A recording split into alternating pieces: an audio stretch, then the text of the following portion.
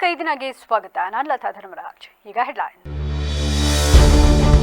ಕೊಟ್ಟ ಕುದುರೆಯನ್ನು ಏರದವನು ವೀರನೂ ಅಲ್ಲ, ಶೂರನೂ ಅಲ್ಲ. ಬಿಜೆಪಿಯೊಂದಿಗೆ ಕೈ ಜೋಡಿಸಿರುವವರಿಗೆ ನಮ್ಮನ್ನು ಟೀಕಿಸುವ ನೈತಿಕತೆ ಇಲ್ಲ. ಮುಖ್ಯಮಂತ್ರಿ ಸಿದ್ದರಾಮಯ್ಯ ವ್ಯಂಗ್ಯ. ಒಂಟೆತ್ತಿನ ಗಾಡಿಯಿಂದ ಆಟೋ ಎಳೆದು ವಿನೂತನ ಪ್ರತಿಭಟನೆ. ಎಲ್ಪಿಜಿ ಗ್ಯಾಸ್ಗಾಗಿ ಒತ್ತಾಯ. ವಾಟಾಳ್ ನಾಗರಾಜ್ರಿಂದ ಬಂದ್ ಎಚ್ಚರಿಕೆ. ಯಶಸ್ವಿಯಾಗಿ ಮುಗಿದ ಬೇಲೂರು ಚೆನ್ನಕೇಶವ ಜಾತ್ರಾ ಮಹೋತ್ಸವ. ದೇವರ ಬಂಗಾರದ ಆಭರಣಗಳು ಮತ್ತೆ ಖಜಾನೆಗೆ. ತಹಶೀಲ್ದಾರ್ ನೇತೃತ್ವದಲ್ಲಿ ಸಮಾಪ್ತಿ.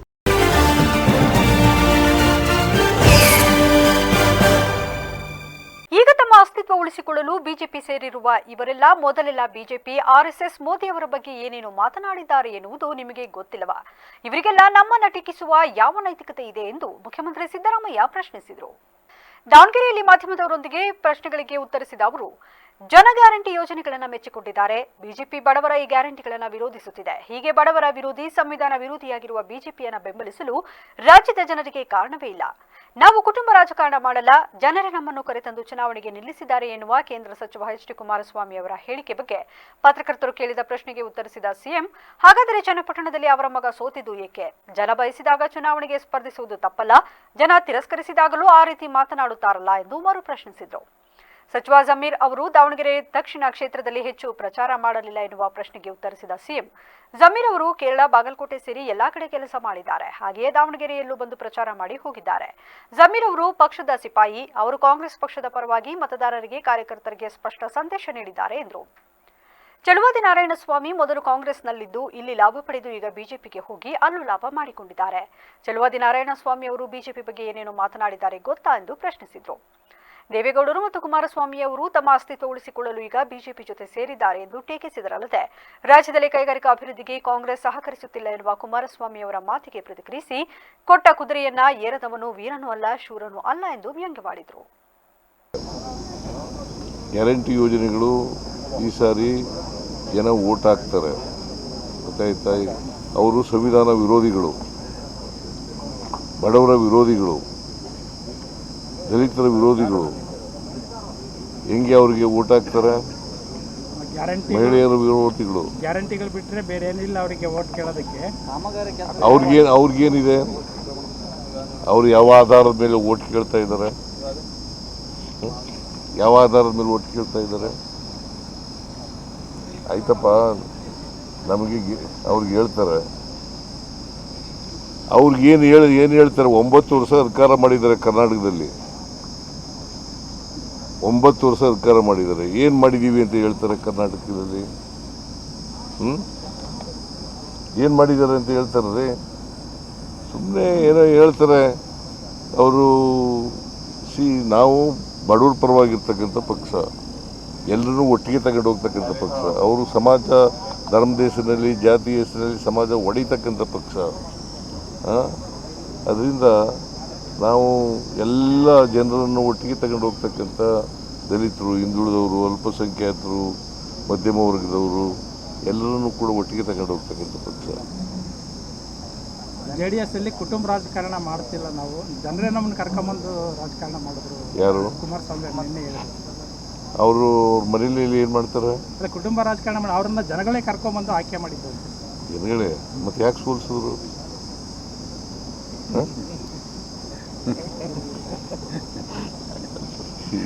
ಈಗ ಚನ್ನಪಟ್ಟಣದಲ್ಲಿ ಸೋತವ್ರು ಯಾರ್ರಿ? ಮೂರು ಸರಿ ಅವ್ರ ಮಗ ಅಲ್ವಾ? ಅವ್ರಿಗೆ ಗೆದ್ದಿದ್ರಲ್ಲ 80. ವಾಟಾಳ್ ನಾಗರಾಜ್ ಅವರ ನೇತೃತ್ವದಲ್ಲಿ ಕೆಂಪೇಗೌಡ ಬಸ್ ನಿಲ್ದಾಣದ ಹತ್ತಿರ ಎಲ್ಪಿಜಿ ಆಟೋ ಗ್ಯಾಸ್ಗಾಗಿ ಒತ್ತಾಯಿಸಿ ವಿನೂತನ ಚಳುವಳಿ ನಡೆಸಲಾಯಿತು. ವಿನೂತನ ಚಳುವಳಿಗೆ ಹೆಸರಾದ ಕನ್ನಡ ಚಳುವಳಿ ವಾಟಾಳ್ ಪಕ್ಷದ ಅಧ್ಯಕ್ಷ ವಾಟಾಳ್ ನಾಗರಾಜ್ ರವರ ನೇತೃತ್ವದಲ್ಲಿ ಕೆಂಪೇಗೌಡ ಬಸ್ ನಿಲ್ದಾಣದ ಹತ್ತಿರ ಆಟೋ ರಿಕ್ಷಾವನ್ನ ಒಂಟೆತ್ತಿನ ಗಾಡಿಯಿಂದ ಎಳೆದುಕೊಂಡು ಹೋಗುವ ಮೂಲಕ ವಿನೂತನ ಚಳುವಳಿ ನಡೆಸಿ ಮಾತನಾಡಿದ ಅವರು, ಎಲ್ಪಿಜಿ ಆಟೋ ಗ್ಯಾಸ್ ಸಿಗ್ತಾ ಇಲ್ಲ, ಗೃಹ ಬಳಕೆ ಸಿಲಿಂಡರ್ ಸಿಗ್ತಾ ಇಲ್ಲ, ವಾಣಿಜ್ಯ ಬಳಕೆ ಸಿಲಿಂಡರ್ ಸಿಗ್ತಾ ಇಲ್ಲ, ಅಡುಗೆ ಎಣ್ಣೆ, ಪೆಟ್ರೋಲ್, ಡೀಸೆಲ್ ಬೆಲೆ ಏರಿಸಿದ್ದಾರೆ. ಸರ್ಕಾರ ಹಾಗೂ ವಿರೋಧ ಪಕ್ಷ ದಾವಣಗೆರೆ, ಬಾಗಲಕೋಟೆಯಲ್ಲಿ ಸೇರಿಕೊಂಡಿದ್ದಾರೆ. ಆಟೋ ಬೇಡಿಕೆ ಈಡೇರಿಸಲೇಬೇಕು. ಆಟೋ ಚಾಲಕರು ಬಡವರು, ಬಾಡಿಗೆ ಇಲ್ಲದೆ ಬೀದಿ ಬೀದಿಯಲ್ಲಿ ಆಟೋ ರಿಕ್ಷಾ ನಿಲ್ಲಿಸಿದ್ದಾರೆ. ಕರಳು ಹಿಂಡುವ ಪರಿಸ್ಥಿತಿ ಇದೆ. ಚಾಲಕರ ಮನೆಗಳಲ್ಲಿ ಖಾಲಿ ಪಾತ್ರೆಗಳು, ಹಣವಿಲ್ಲದೆ ಮಕ್ಕಳನ್ನು ಓದಿಸಲು ಆಗುತ್ತಿಲ್ಲ, ಮನೆಗೆ ಆಹಾರ ಕೊಡಲು ಆಗುತ್ತಿಲ್ಲ. ಕೂಡಲೇ ಎಲ್ಪಿಜಿ ಗ್ಯಾಸ್ ಅನ್ನು ಒದಗಿಸಬೇಕು. ಎಲ್ಪಿಜಿ ಗ್ಯಾಸ್ ಕೊಡದಿದ್ದರೆ ತೀವ್ರವಾಗಿ ಹೋರಾಟಕ್ಕೆ ಕನ್ನಡ ಚಳವಳಿ ವಾಟಾಳ್ ಪಕ್ಷ ಸಿದ್ಧವಾಗಿದೆ. ಇದೇ ಪರಿಸ್ಥಿತಿ ಮುಂದುವರಿದರೆ ಇಡೀ ರಾಜ್ಯಾದ್ಯಂತ ಆಟೋ ಬಂದ್ ಮಾಡಬೇಕಾಗುತ್ತದೆ ಎಂದರು. ಜವಾಬ್ದಾರಿ ಈ ರಾಜ್ಯದ ಮುಖ್ಯಮಂತ್ರಿಗಳು ಅವರ ಬಗ್ಗೆ ನನಗೆ ಬಹಳ ಗೌರವ ಇದೆ, ಪ್ರೀತಿ ಇದೆ, ಅಭಿಮಾನ ಇದೆ.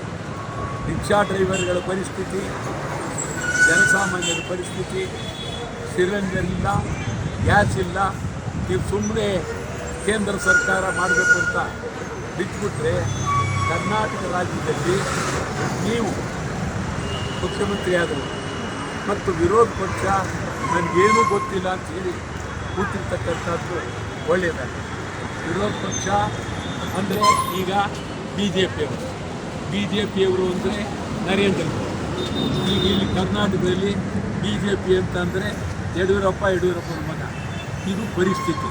ಆ ದೃಷ್ಟಿಯಿಂದ ಈ ರಾಜ್ಯದಲ್ಲಿ ಅನ್ಯಾಯ ನಡೀತಾ ಇದೆ, ಮೋಸ ನಡೀತಾ ಇದೆ.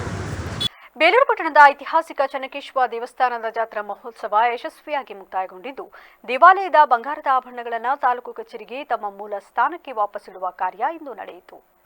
ಈ ಕುರಿತು ತಹಶೀಲ್ದಾರ್ ಶ್ರೀಧರ್ ಕಂಕನವಾಡಿ ಮಾತನಾಡಿ, ಜಾತ್ರಾ ಮಹೋತ್ಸವವು ವಿಜೃಂಭಣೆಯಿಂದ ನಡೆಯಿತು. ಇದೀಗ ಉತ್ಸವದ ಸಮಾಪ್ತಿಯೊಂದಿಗೆ ದೇವರ ಬಂಗಾರದ ಆಭರಣಗಳನ್ನು ಸುರಕ್ಷಿತವಾಗಿ ಮೂಲ ಸ್ಥಳಕ್ಕೆ ಇರಿಸಲಾಗುತ್ತಿದೆ. ಮುಂದಿನ ಜಾತ್ರೆವರೆಗೆ ಅವುಗಳನ್ನು ಸೀಲ್ ಮಾಡಿ ಪೊಲೀಸರ ಕಟ್ಟುನಿಟ್ಟಿನ ಬಂದೋಬಸ್ತ್ನಲ್ಲಿ ಸಂರಕ್ಷಿಸಲಾಗುತ್ತದೆ ಎಂದು ಹೇಳಿದರು. ಹಾಗೂ ಉತ್ಸವ ಯಶಸ್ವಿಯಾಗಿ ನೆರವೇರಲು ಸಹಕರಿಸಿದ ಎಲ್ಲರಿಗೂ ಧನ್ಯವಾದಗಳನ್ನು ಅರ್ಪಿಸಿದರು. ಬೇಲೂರು ಚೆನ್ನಕೇಶವ ದೇವಸ್ಥಾನದ ಜಾತ್ರಾ ಮಹೋತ್ಸವ ಮುಕ್ತವಾಗಿ ಬಂಗಾರದ ಆಭರಣಗಳನ್ನು ತಮ್ಮ ಮೂಲ ಸ್ಥಾನಕ್ಕೆ ವಾಪಸ್ ಇಡ್ತಾ ಇದ್ದೀವಿ. ಮುಂದಿನ ಜಾತ್ರೆವರೆಗೂ ಹೋಗಿ ಎಲ್ಲ ಸೀಲ್ ಆಗಿ ಪೊಲೀಸರ ಬಂದೋಬಸ್ತಲ್ಲಿ ಇಷ್ಟು ದಿನ ವಿಜೃಂಭಣೆಯಿಂದ ಸಾಗಿದ್ದ ಉತ್ಸವ ಇವತ್ತು ಕೊನೆಯಾಗ್ತಾ ಇದೆ. ಸೊ ಈಗ ಬಂಗಾರದ ಆಭರಣಗಳನ್ನು ಅದರ ಮೂಲ ಸ್ಥಾನಕ್ಕೆ ಇಡ್ತಾ ಇದ್ದೀವಿ. ಈ ದೇಶವನ್ನ ಒಂದು ಕಾಲಕ್ಕೆ ಬ್ರಿಟಿಷ್ ಸಾಮ್ರಾಜ್ಯಶಾಹಿಗಳು ಆಳ್ತಾ ಇದ್ರು. ಆದರೆ ಇದೀಗ ಹಿಂದಿ ಸಾಮ್ರಾಜ್ಯಶಾಹಿಗಳು ಆಳ್ತಾ ಇದ್ದಾರೆ ಎಂದು ಕರವೇ ನಾರಾಯಣಗೌಡ ತಿಳಿಸಿದ್ದಾರೆ. ಇದು ಹಿಂದಿ ಭಾರತವಲ್ಲ. ರಾಷ್ಟ್ರೀಯ ನಾಯಕರು ಅರ್ಥ ಮಾಡಿಕೋಬೇಕು, ರಾಜ್ಯಪಾಲರು ಅರ್ಥ ಮಾಡಿಕೊಳ್ಳಬೇಕು. ಕರ್ನಾಟಕದಲ್ಲಿ ಇದ್ದೀರಿ, ಕರ್ನಾಟಕದ ರಾಜ್ಯಪಾಲರು ನೀವು. ಕರ್ನಾಟಕದ ಭಾಷೆ ಉಳಿಸೋದು ರಾಜ್ಯಪಾಲರ ಕಾರ್ಯ ಆಗಬೇಕು. ಆದರೆ ಹಿಂದಿ ಏಜೆಂಟ್ ಆಗಿ ವರ್ತಿಸುತ್ತಿರುವ ರಾಜ್ಯಪಾಲರು ಕರ್ನಾಟಕದಲ್ಲಿ ಇರುವ ಯೋಗ್ಯತೆ ಇಲ್ಲ. ಕೇಂದ್ರ ಸರ್ಕಾರಕ್ಕೆ ವಾಪಸ್ ಕಳಿಸಬೇಕು. ಹಿಂದಿ ಮೇಲೆ ಕಾಳಜಿ ಇತ್ತು ಅಂದ್ರೆ ಉತ್ತರ ಭಾರತದ ರಾಜ್ಯಗಳಲ್ಲಿ ತ್ರಿಭಾಷಾ ತನ್ನಿ. ಉತ್ತರ ಭಾರತದ ರಾಜ್ಯಗಳಲ್ಲಿ ಕನ್ನಡ ತರಲು ಪತ್ರ ಬರೆಯಿರಿ. ರಾಜ್ಯಪಾಲರೇ, ನಿಮ್ಮ ರಾಜ್ಯ ಮಧ್ಯಪ್ರದೇಶದಲ್ಲೂ ದ್ವಿಭಾಷಾ ಇದೆ, ಇಲ್ಲಿ ತ್ರಿಭಾಷಾ ತನ್ನಿ ಅಂತ ಪತ್ರ ಬರೆಯುವ ಅಧಿಕಾರ ನಿಮಗೆ ಇಲ್ಲ ಎಂದು ಆಕ್ರೋಶಗೊಂಡರು.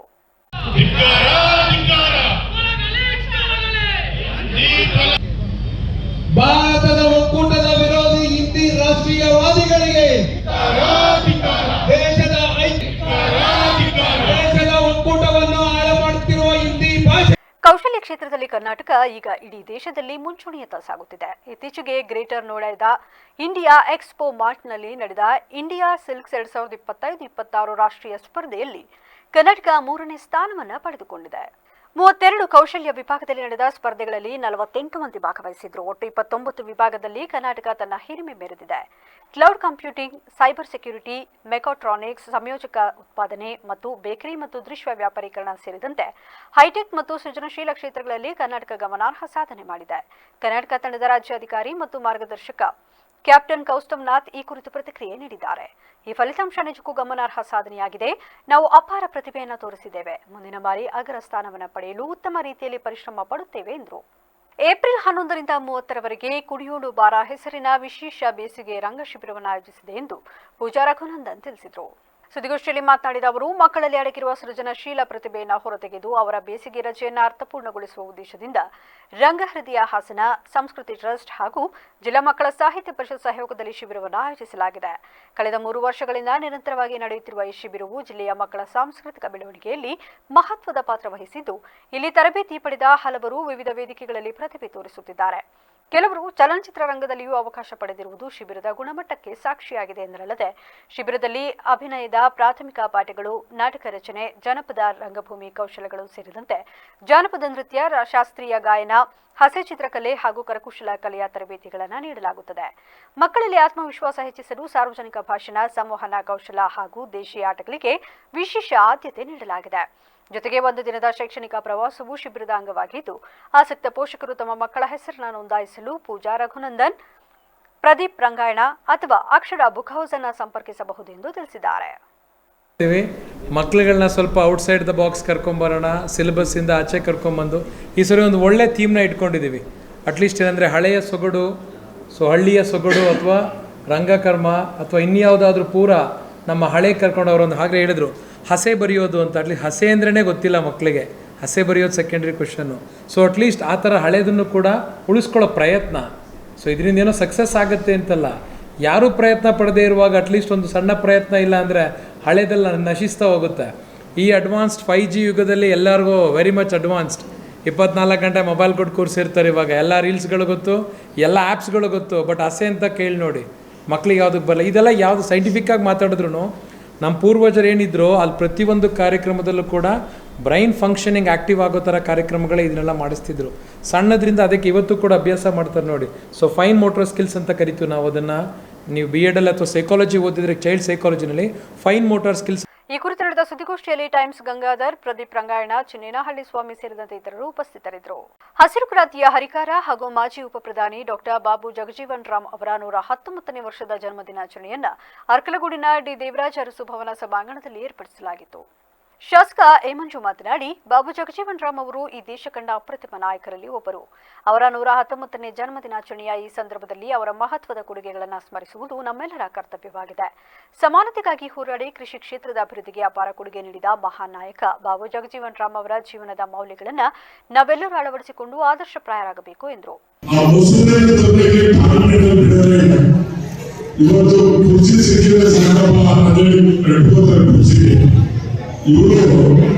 ಇವ್ರಿಗೆ ಮಾತಿಗೆ ಮನ್ನಣೆ ಸಿಕ್ಕಿಲ್ಲ ಅಂತ ಹೇಳಿ ಮಂತ್ರಿ ಸ್ಥಾನಕ್ಕೆ ರಾಜೀನಾಮೆ ಕೊಟ್ಟು ಹೊರಬರ್ತಾರೆ. ಈ ರೀತಿ ಈ ಕಾಲದಲ್ಲಿ ಅಯ್ಯೋ ಮಂತ್ರಿ ಸಿಕ್ಕಿಲ್ಲ ಸಾಕಪ್ಪ ಅವೆಲ್ಲ ಏನಾರ ಅಂತ ಇದೆ. ಅದೇ ಇವರು ಚಿಂತನೆ ಬದಲಾವಣೆಯ ಒಂದು ಪದವಾಗಿ ಚಿಂತನೆ ಮಾಡಿದಂಥವ್ರು ಅಂಬೇಡ್ಕರ್ ಅವರು, ಜಗಜೀವನ್ ಅವರು. ಇವರು ನಾವು ಹೋಗಿ ನಾವು ಮಾತನಾಡ್ತೀವಿ. ಅದೇ ಮಹಾತ್ಮ ಗಾಂಧಿ ಬಗ್ಗೆ ಎಲ್ಲ ಮಹಾತ್ಮ ಗಾಂಧಿ ಅಂತ ಹೇಳ್ತೀವಿ. ಮಹಾತ್ಮ ಗಾಂಧಿ ಪ್ರಧಾನ ಭಾಷಣಕಾರರಾಗಿ ಗ್ರಾಮಾಂತರ ಪದವಿ ಪೂರ್ವ ಕಾಲೇಜು ಬೈಚನಹಳ್ಳಿ ರಾಜ್ಯಶಾಸ್ತ್ರ ಉಪನ್ಯಾಸಕ ದಿನೇಶ್ MH ಮಾತನಾಡಿ, ಡಾಕ್ಟರ್ ಬಾಬು ಜಗಜೀವನ್ ರಾಮ್ ಅವರು ನಡೆದು ಬಂದ ದಾರಿಯ ಬಗ್ಗೆ ವಿಸ್ತೃತವಾಗಿ ಹಾಗೂ ಉಪಪ್ರಧಾನಿಯಾಗಿದ್ದ ಅವರಿಗೆ ಪ್ರಧಾನಿಯಾಗುವ ಅವಕಾಶವಿದ್ದರೂ ಕೈತಪ್ಪಿದ್ದು ಹೇಗೆ ಎಂಬ ಪ್ರಶ್ನೆಯನ್ನ ಮಾಡುತ್ತಾ ನೆರೆದಿದ್ದ ಎಲ್ಲರನ್ನ ಮೂಕ ವಿಸ್ಮಿತರಾಗುವಂತೆ ಮಾತನಾಡಿದರು. ತಾಲೂಕು ಆಡಳಿತ ಸಮಾಜ ಕಲ್ಯಾಣ ಇಲಾಖೆ ಹಾಗೂ ಪಟ್ಟಣದ ಪಂಚಾಯಿತಿ ಅರ್ಕಲಗೂಡು ಇವರ ಸಂಯುಕ್ತಾಶ್ರಯದಲ್ಲಿ ಕಾರ್ಯಕ್ರಮ ನಡೆಯಿತು. ಕಾರ್ಯಕ್ರಮಕ್ಕೂ ಮೊದಲು ತಾಲೂಕು ಕಚೇರಿ ಆವರಣದಲ್ಲಿರುವ ಡಾಕ್ಟರ್ BR ಅಂಬೇಡ್ಕರ್ ಅವರ ಪ್ರತಿಮೆಗೆ ತಾಲೂಕು ದಂಡಾಧಿಕಾರಿ KC ಸೌಮ್ಯ ಅವರು ಮಾಲಾರ್ಪಣೆ ಮಾಡುವ ಮೂಲಕ ಬೆಳ್ಳಿ ರಥದಲ್ಲಿ ಡಾಕ್ಟರ್ ಬಾಬು ಜಗಜೀವನ್ ರಾಮ್ ಭಾವಚಿತ್ರಕ್ಕೆ ಪುಷ್ಪ ನಮನ ಸಲ್ಲಿಸುವ ಮೂಲಕ ಚಾಲನೆ ನೀಡಿದರು. ಆಹಾರ ಖಾತೆಯ ಸಚಿವರಾಗಿ ಕೂಡ ಕಾರ್ಯವನ್ನು ನಿರ್ವಹಿಸಿದ್ದಾರೆ. 1974ರಲ್ಲಿ ಕೃಷಿ ಮತ್ತು ಆಹಾರ ಖಾತೆ ಸಚಿವರಾಗಿದ್ದಂತಹ ಸಂದರ್ಭದಲ್ಲಿ ಭಾರತ ಬರಗಾಲವನ್ನು ಎದುರಿಸಬೇಕಾಗುತ್ತೆ. ಆ ಬರಗಾಲವನ್ನು ಎದುರಿಸಬೇಕಾದ ಸಂದರ್ಭದಲ್ಲಿ ನಮಗೆ ಆಹಾರ ಕೊರತೆ ಎದುರಾಗುತ್ತೆ. ಅವಾಗ ಬಾಬು ಜಗಜೀವನ್ ರಾಮ್ ಅವರು ಕೃಷಿಯಲ್ಲಿ ಸಾಕಷ್ಟು ಬದಲಾವಣೆಗಳನ್ನು. ಈ ಸಂದರ್ಭದಲ್ಲಿ ಕ್ಷೇತ್ರ ಶಿಕ್ಷಣಾಧಿಕಾರಿ ನಾರಾಯಣ KP, ಪಟ್ಟಣ ಪಂಚಾಯಿತಿ ಮುಖ್ಯಾಧಿಕಾರಿ ನಾಗೇಂದ್ರ ಕುಮಾರ್ CD, ಶಿಶು ಅಭಿವೃದ್ಧಿ ಇಲಾಖೆಯ ವೆಂಕಟೇಶ್ ಹಾಗೂ ಸಮಾಜ ಕಲ್ಯಾಣ ಇಲಾಖೆಯ ಸಹಾಯಕ ನಿರ್ದೇಶಕರಾದ CR ರವಿಕುಮಾರ್ ಉಪಸ್ಥಿತರಿದ್ದರು. ಕಾರ್ಯಕ್ರಮದಲ್ಲಿ SSLC ಪರೀಕ್ಷೆಯಲ್ಲಿ ಅತಿ ಹೆಚ್ಚು ಅಂಕ ಪಡೆದ ವಿದ್ಯಾರ್ಥಿಗಳನ್ನು ಸನ್ಮಾನಿಸಲಾಯಿತು. ಬೇಲೂರು ಕನ್ನಡ ಸಾಹಿತ್ಯ ಪರಿಷತ್ ಹಾಗೂ ಗುರು ಆರ್ಟ್ಸ್ ವತಿಯಿಂದ 50ನೇ ವರ್ಷದ ಸುವರ್ಣ ಮಹೋತ್ಸವ ಅಂಗವಾಗಿ ಮನೆ ಸಾಹಿತ್ಯಗೋಷ್ಠಿ ಕಾರ್ಯಕ್ರಮವನ್ನು ಬೇಲೂರು ಪಟ್ಟಣದ ಅಂಬೇಡ್ಕರ್ ಭವನದಲ್ಲಿ ಆಯೋಜಿಸಲಾಯಿತು. ಕಾರ್ಯಕ್ರಮವನ್ನು ಉದ್ಘಾಟಿಸಿ ಮಾತನಾಡಿದ ಕನ್ನಡ ಸಾಹಿತ್ಯ ಪರಿಷತ್ ಮಾಜಿ ಅಧ್ಯಕ್ಷ ಹಾಗೂ ವೇಲಾಪುರಿ ಸಾಹಿತ್ಯ ಸಾಂಸ್ಕೃತಿಕ ವೇದಿಕೆ ಅಧ್ಯಕ್ಷ HM ದಯಾನಂದ್ ಅವರು, ಸಾಹಿತ್ಯ ಮತ್ತು ಸಂಸ್ಕೃತಿ ನಮ್ಮ ಪುರಾತನವಾದ ಬೇರುಗಳಾಗಿವೆ. ಅವನ್ನ ಮನೆಗೆ ತಲುಪಿಸುವ ಮಹತ್ತರ ಕಾರ್ಯವನ್ನ ಕನ್ನಡ ಸಾಹಿತ್ಯ ಪರಿಷತ್ ಮಾಡುತ್ತಿದೆ. ಆದರೆ ಇತ್ತೀಚಿನ ದಿನಗಳಲ್ಲಿ ಮೊಬೈಲ್ ಬಳಕೆ ಹೆಚ್ಚಾಗಿರುವುದರಿಂದ ಪತ್ರಿಕೆ ಮತ್ತು ಸಾಹಿತ್ಯ ಓದುಗರ ಸಂಖ್ಯೆ ಕಡಿಮೆಯಾಗುತ್ತಿದೆ ಎಂದು ವಿಷಾದ ವ್ಯಕ್ತಪಡಿಸಿದರು. ಸಾಹಿತ್ಯ ಕಾರ್ಯಕ್ರಮಗಳು ಕೇವಲ ಪಟ್ಟಣಕ್ಕೆ ಸೀಮಿತವಾಗದೆ ಗ್ರಾಮೀಣ ಭಾಗಗಳಿಗೂ ವ್ಯಾಪಿಸಬೇಕು ಎಂದು ಅವರು ಅಭಿಪ್ರಾಯಪಟ್ಟರು. ನಂತರ ಕನ್ನಡ ಸಾಹಿತ್ಯ ಪರಿಷತ್ ಅಧ್ಯಕ್ಷ ಮಾನಾ ಮಂಜೇಗೌಡ ಅವರು ಮಾತನಾಡಿ, ಸಾಹಿತ್ಯವು ಸಮಾಜದ ಕನ್ನಡಿ. ಮನೆ ಸಾಹಿತ್ಯ ಗೋಷ್ಠಿ ಮೂಲಕ ಸಾಹಿತ್ಯವನ್ನು ಜನಸಾಮಾನ್ಯರಿಗೆ ಹತ್ತಿರ ಮಾಡಲು ಸಾಧ್ಯವಾಗುತ್ತದೆ. ಯುವಜನತೆ ಹೆಚ್ಚು ಸಾಹಿತ್ಯದತ್ತ ಆಕರ್ಷಿತರಾಗಬೇಕು. ಇಂತಹ ಕಾರ್ಯಕ್ರಮಗಳಿಂದ ಓದುವ ಅಭ್ಯಾಸ ಬೆಳೆದು ನಮ್ಮ ಭಾಷೆ ಮತ್ತು ಸಂಸ್ಕೃತಿ ಉಳಿಯಲು ಸಹಕಾರಿಯಾಗುತ್ತದೆ ಎಂದು ಹೇಳಿದರು.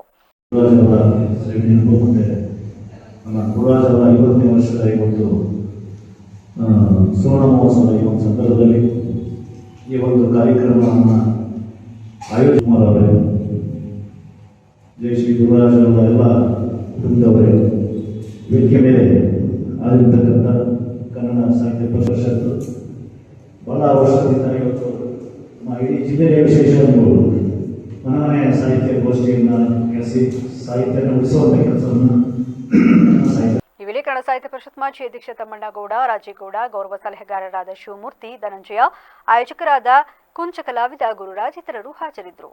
ಪ್ರತಿ ವರ್ಷದಂತೆ ಈ ಬಾರಿಯೂ ಕೊಲ್ಲಿಯಮ್ಮನವರು, ಶನಿದೇವರು, ಬಸವಣ್ಣ ದೇವರು, ಆಂಜನೇಯ ಸ್ವಾಮಿ, ಬನಶಂಕರಿ ಅಮ್ಮನವರು, ಸುಂಕದಮ್ಮ ಹಾಗೂ ಲಕ್ಷ್ಮೀದೇವರ ಜಾತ್ರೋತ್ಸವ ಮತ್ತು ಕೆಂಡೋತ್ಸವ ಸಡಗರ ಸಂಭ್ರಮದಿಂದ ಅದ್ದೂರಿಯಾಗಿ ಜರುಗಿತು.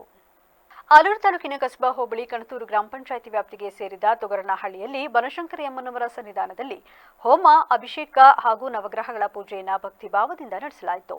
ನಂತರ ಗ್ರಾಮದ ಪೂಜಾ ಸ್ಥಳವಾದ ಬನದಿಂದ ಪೂರ್ವಜರ ಕಾಲದಿಂದಲೂ ನಡೆಸಿಕೊಂಡು ಬಂದಂಥ ಸಂಕಲ್ಪ ಮಾಡಿಕೊಂಡ ಮಕ್ಕಳಿಂದ ಶನಿದೇವರ ಕಳಸ, ಲಕ್ಷ್ಮೀದೇವರ ಕಳಸ, ಬನಶಂಕರಿ ಅಮ್ಮನವರ ಕಳಸ ಮುಂತಾದ ದೇವರ ಕಳಸಗಳನ್ನು ಹಾಗೂ ಅಡ್ಡದೇವರಾದ ಕೊಲ್ಲಿಯಮ್ಮನವರ ಉತ್ಸವ ಅಡ್ಡೆಯನ್ನು ಪೂಜಿಸಿ ಗ್ರಾಮದ ಪ್ರಮುಖ ಬೀದಿಗಳಲ್ಲಿ ಸಡಗರ ಸಂಭ್ರಮದಿಂದ ಆರತಿ ಬೆಳಗುವ ಮೂಲಕ ದೇವಸ್ಥಾನಗಳಿಗೆ ಬರಮಾಡಿಕೊಳ್ಳಲಾಗುತ್ತದೆ. ಬೆಳಗ್ಗೆ ಪುನಃ ಕೊಲ್ಲಿಯಮ್ಮನವರ ಅಡ್ಡೆಗೆ ಗಂಗಾ ಸ್ನಾನ ಮಾಡಿಸಿ ವಸ್ತ್ರ ಪುಷ್ಪಾಲಂಕಾರ ಮಾಡಿ ಶನಿದೇವರ ಕಳಸ, ಬಸವಣ್ಣನವರ ಕಳಸ, ಬನಶಂಕರಿ ಅಮ್ಮನವರ ಕಳಸ, ಲಕ್ಷ್ಮೀದೇವರ ಕಳಸ ಮೊದಲಾದ ದೇವರ ಕಳಸಗಳನ್ನು 7 ವರ್ಷ ಮೇಲ್ಪಟ್ಟ ಗಂಡು ಹಾಗೂ ಋತುಮತಿಯಾಗದ ಹೆಣ್ಣು ಮಕ್ಕಳಿಗೆ ಕಳಸವನ್ನು ಹೊರಿಸಲಾಗುತ್ತದೆ. ನಂತರ ಗ್ರಾಮದ ಪ್ರಮುಖ ಬೀದಿಗಳಲ್ಲಿ ದೇವರನ ಉತ್ಸವದ ಮೂಲಕ ವಾದ್ಯಗೋಷ್ಠಿಯೊಂದಿಗೆ ದೇವಸ್ಥಾನಗಳ ಆವರಣಗಳಿಗೆ ಬರಮಾಡಿಕೊಳ್ಳಲಾಗುತ್ತದೆ. ರಾತ್ರಿ ವಿವಿಧ ಕ್ರೀಡಾಪಟುಗಳನ್ನು ನಡೆಸಿ ಗೆದ್ದಂತಹ ಕ್ರೀಡಾಭಿಮಾನಿಗಳಿಗೆ ಬಹುಮಾನ ವಿತರಿಸಲಾಯಿತು.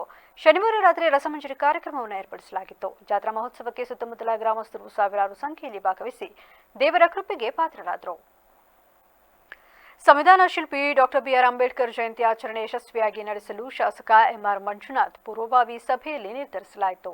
ಚಾಮರಾಜನಗರ ಜಿಲ್ಲೆಯ ಹನೂರು ತಾಲೂಕು ಆಡಳಿತ ಹಾಗೂ ರಾಷ್ಟ್ರೀಯ ಹಬ್ಬಗಳ ಆಚರಣಾ ಸಮಿತಿ ವತಿಯಿಂದ ಇದೇ ತಿಂಗಳು ನಡೆಯಲಿರುವ ಡಾಕ್ಟರ್ ಬಿಆರ್ ಅಂಬೇಡ್ಕರ್ ಜಯಂತಿಯನ್ನು ವಿಜೃಂಭಣೆಯಿಂದ ನಡೆಸಲು ಹನೂರು ವಿಧಾನಸಭಾ ಕ್ಷೇತ್ರದ ಶಾಸಕ ಎಂಆರ್ ಮಂಜುನಾಥ್ ರವರು ವಸತಿ ಗೃಹದಲ್ಲಿ ಕರೆದಿದ್ದ ಪೂರ್ವಭಾವಿ ಸಭೆಯಲ್ಲಿ ನಿರ್ಧರಿಸಿದರು. ಹನೂರು ಪಟ್ಟಣದಲ್ಲಿರುವ ಲೋಕೋಪಯೋಗಿ ಇಲಾಖೆಯ ಅತಿ ಗಣ್ಯರ ವಸತಿ ಗೃಹದಲ್ಲಿ ಎಲ್ಲಾ ಇಲಾಖೆಯ ಅಧಿಕಾರಿ ಹಾಗೂ ದಲಿತ ಸಮುದಾಯದ ಮುಖಂಡರೊಂದಿಗೆ ಚರ್ಚಿಸಿ ಡಾಕ್ಟರ್ ಬಿಆರ್ ಅಂಬೇಡ್ಕರ್ ಜಯಂತಿ ಆಚರಣೆಯನ್ನು ವಿಜೃಂಭಣೆಯಿಂದ ಆಚರಿಸಲು ನಿಮ್ಮೆಲ್ಲರ ಸಹಕಾರ ಅಗತ್ಯ ಆಗಿದ್ದಲ್ಲಿ ಕಾರ್ಯಕ್ರಮವನ್ನು ಶಾಂತಿಯುತವಾಗಿ ಯಶಸ್ವಿಯಾಗಿ ನಡೆಸಲು ಸಹಕಾರಿಯಾಗಲಿದೆ ಎಂದು ತಿಳಿಸಿದರು.